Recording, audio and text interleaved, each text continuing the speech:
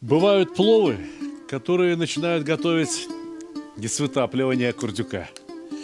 Бывают пловы, которые начинаются с воды. Необходимо, чтобы вода как можно скорее закипела. И чтобы кипела она как следует, бурно. Надо подбросить и щепки, и крупные поленья. Бывают пловы, для которых морковку режут не кубиком, не брусочком, не соломкой, а вот такой стружкой. И режут ее вот так, на весу. Если способ нарезки моркови на весу вам неудобен, ничего страшного. Поставьте морковку на торец и начинайте нарезать точно так же. Только как дойдете до сердечника, поворачивайте, потому что сердечник от морковки в хороший хорезмский плов не кладут. Кладут только самую сладкую морковь. Ну, я знаю, что есть знатоки, которые мне начнут рассказывать про желтую морковь. Я-то не в Узбекистане родился, желтую морковь не видел никогда. Но тем людям, которые с закрытыми глазами смогут определить на вкус, желтая ли это морковка или красная, я завидую. Я, например, отличить на вкус их не могу. Поэтому, когда у меня есть желтая, использую желтую. Когда нет желтой, использую только красную. И ничего страшного. Пловы получаются просто отменно. Бывают пловы, в которых не идут никакие специи. Ничего, кроме соли. И пока вода еще не закипела, необходимо посолить рис. Здесь 2 килограмма риса, и я беру 2 неполные горсти соли. Необходимо посолить рис для того, чтобы его замочить. Вода сейчас как раз правильной температуры. Градусов 70. Риса 2 килограмма, воды уйдет литра 3. И в конце концов температура замачивания риса будет 60 градусов. Ну и пусть чуть-чуть остывает, там, не знаю, минут еще 10-15 до тех пор, пока не закипит, как следует не закипит вода. Но прежде чем опускать рис в воду, его необходимо как следует промыть. Мало ли что попало в рис при обмолоте, при хранении. Бывают пловы, мясо для которых полагается заранее засолить. Но для любого плова передняя часть барашка, вот лопатка, грудинка, близко к шейке, подходит идеально.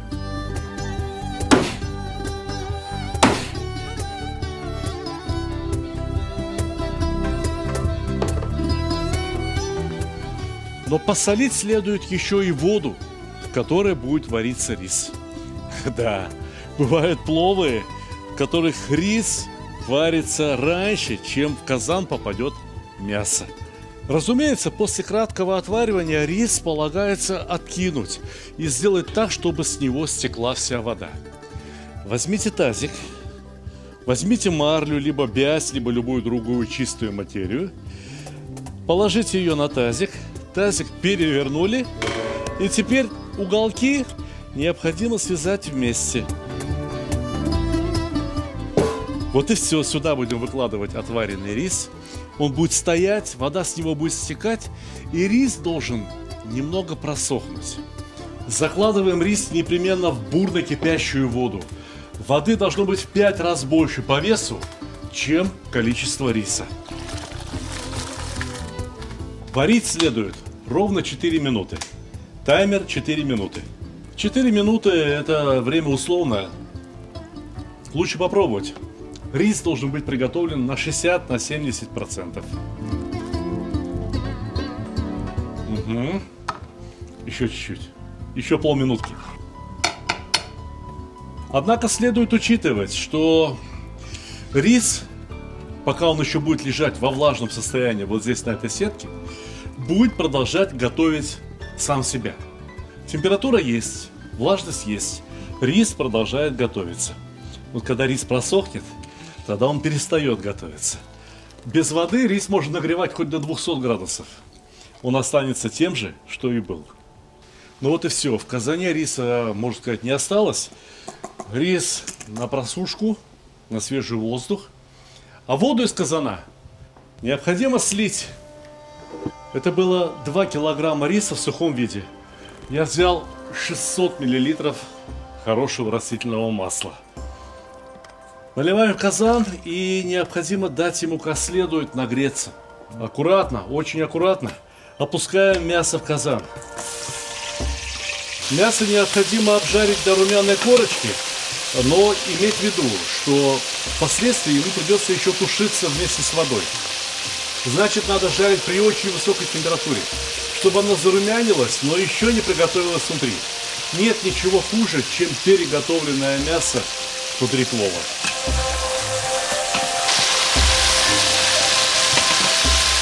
Признаться честно, в Хорезме я не бывал.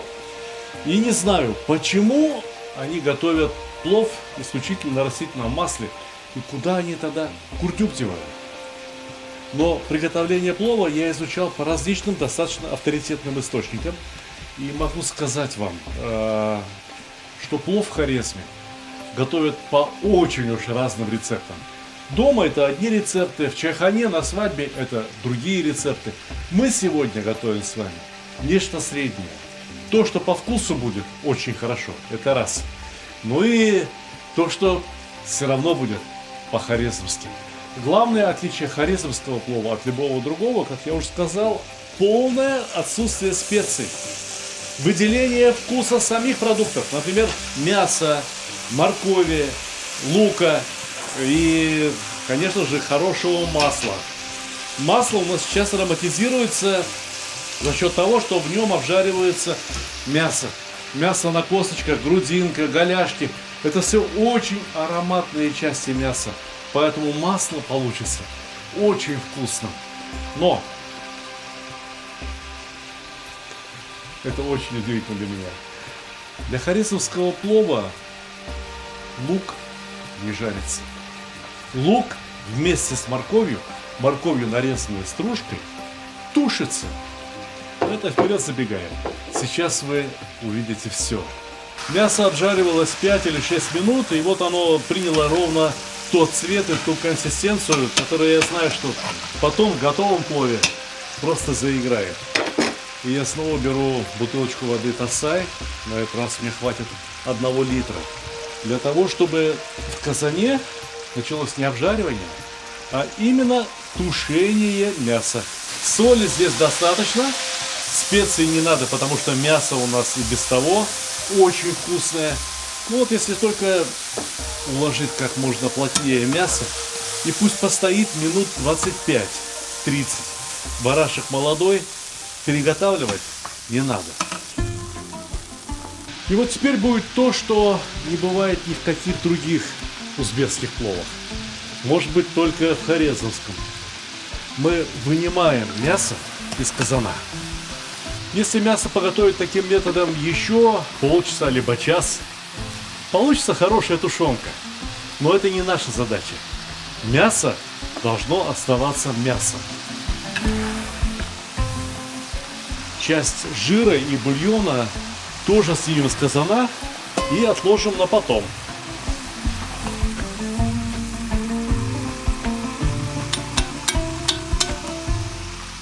В оставшийся жир и бульон закладываем часть моркови и весь лук.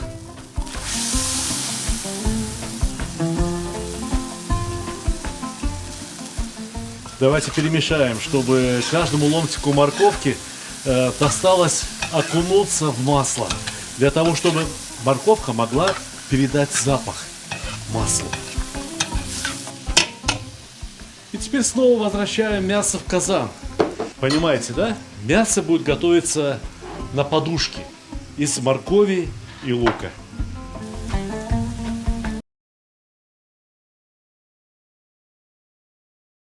Огонь, сковородка, курица.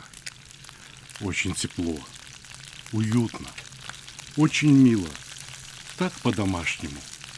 Но иногда чего-то не хватает. Например, нам не хватает спонсоров. Это соус курицы можно добавить и потом. А о рекламе лучше позаботиться заранее.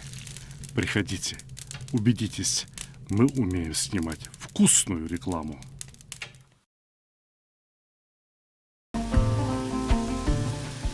А теперь мясо укрываем следующим слоем. слоем моркови и изюма. Напоминаю, что мясо у нас было изрядно соленым. Мы его посолили прямо как следует. Рис тоже соленый. А вот морковь и изюм солить не надо.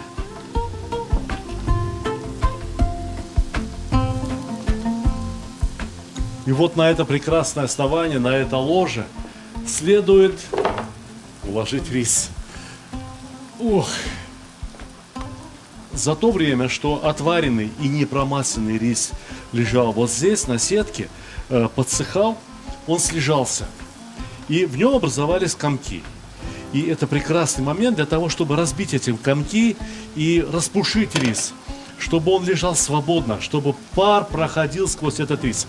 Откуда там возьмется пар? Воды ведь там на дне совсем немного. Но морковь, да лук, да мясо, все эти продукты будут выделять сок, и от этого сока будет подниматься пар. Но это еще не все. Рис необходимо теперь не просто разровнять, а сделать в нем углубление, докопаться до самого слоя морковки. Рис не трамбуйте, но постарайтесь выровнять его слой. Теперь снова нам понадобится жир. Жир, да бульон, который мы сняли с масла. Бульон постараемся не зачерпывать. А вот масло уже отстоялось, и оно ровно на поверхности ковшика. Я беру удобный половничек, зачерпываю только масло, и этим маслом, которое напитано ароматом жареного мяса, поливаем рис.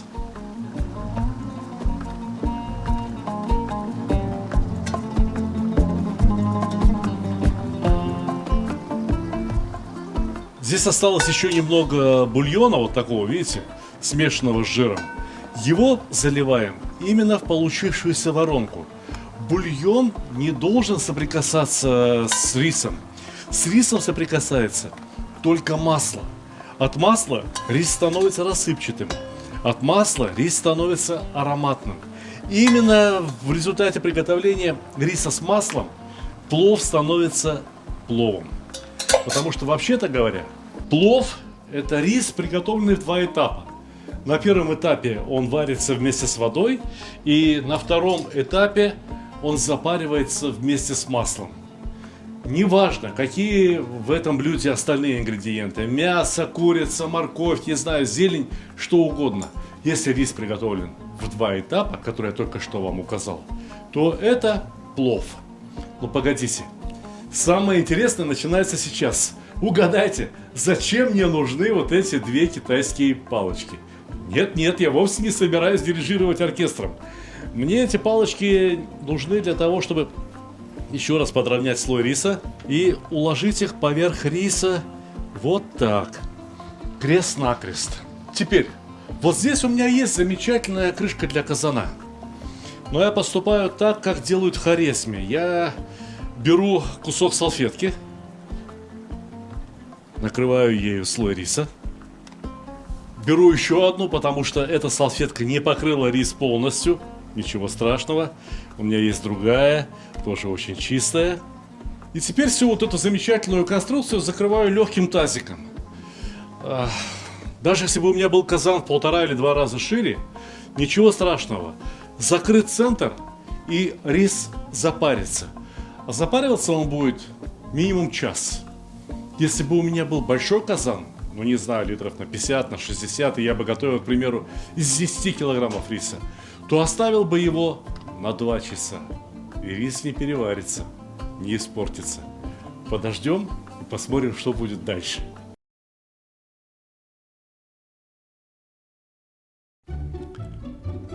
Самый лучший подарок – тот, который приносит радость и удовольствие. Особенно если речь идет о мужских удовольствиях.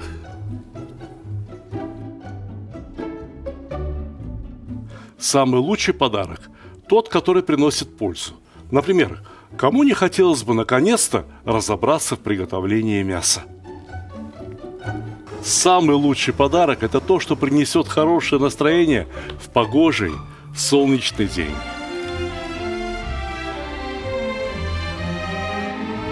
Самый лучший подарок – тот, что способен научить чему-то полезному и вкусному, ведь казан на кухне, как рояль в оркестре. Самый лучший подарок – это расширение кругозора. А вы думали, что плов – это блюдо с единственным верным рецептом? А не пора ли покорить все вершины великого блюда? Самый лучший подарок – тот, что может сделать человека счастливым. Ничто не укрепляет семью так, как вкусное и доброе застолье. Отличный подарок – это книга с новыми рецептами из хорошо знакомых продуктов, к тому же приглашающая в очень вкусное путешествие в мир Востока. Самый лучший подарок, когда все самые любимые и популярные рецепты собраны в одном месте, где текст превращается в видео, а картинки оживают. Полюбуйтесь, какой красавчик. Самый лучший, самый ценный подарок – это дружба между братскими народами. Теперь вы совершенно точно можете сказать, что с татарами вы уже давно пуд соли съели. Моя самая новая и самая любимая книга рассказывает о земле и раскрывает всю душу татар. Эти книги теперь можно купить любым удобным для вас способом. С автографом в моем личном интернет-магазине, либо с быстрой доставкой через Озон, либо с большими скидками и кэшбэком в мегамаркете. Ссылки в описании к ролику, а также в верхнем комментарии. Практически 1,5 часа простоял плов под вот этой конструкцией. Ого, жарко, горячо, даже вода конденсировалась в этом тазике. Ничего страшного, убираем салфетки. Знаете, а пахнет вкусно. Пахнет прямо очень-очень вкусно. Ну и посмотрите, каким получился рис. Видите, да? Воздушный, очень рассыпчатый. Но бывают в Узбекистане пловы, которые полагается подавать не на керамических, не на металлических блюдах, а вот на таких деревянных лягянах. По-другому их еще называют бадия. Итак, сначала слой риса.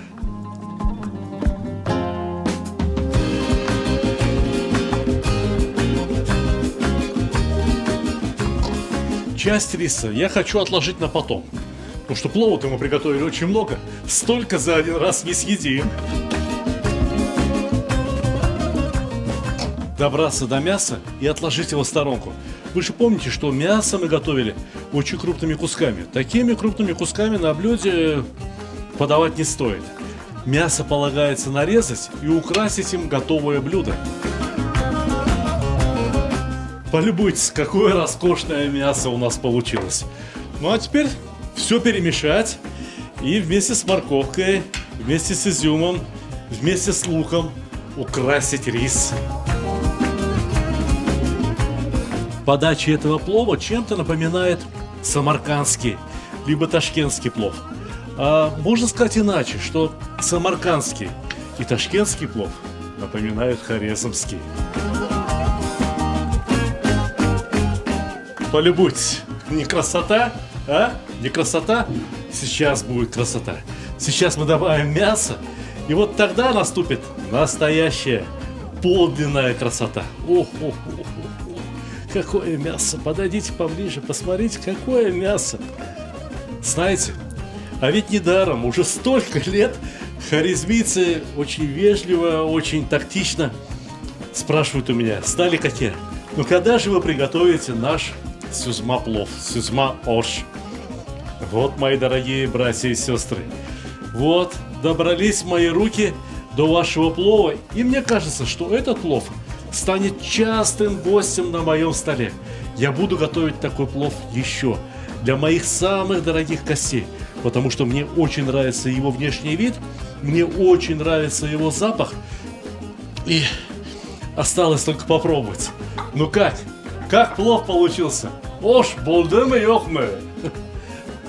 Вот это каждый раз очень такой неудобный момент. Я сейчас попробую то, что я сам приготовил. И как мне быть? Мне хвалить самого себя? Нет. Я буду хвалить народ, проживающий в древнем Хорезме. Народ, который создал этот великолепный рецепт. Поэтому пожелайте мне сейчас приятного аппетита. Пожалуйста. Пробую. А?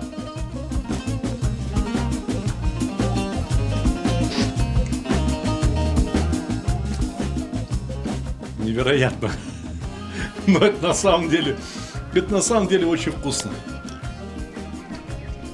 Этот плов впитал в себя все лучшее, что создало человечество.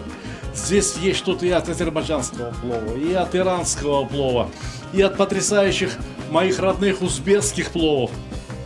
Одним словом, дорогие мои друзья, приятного вам аппетита!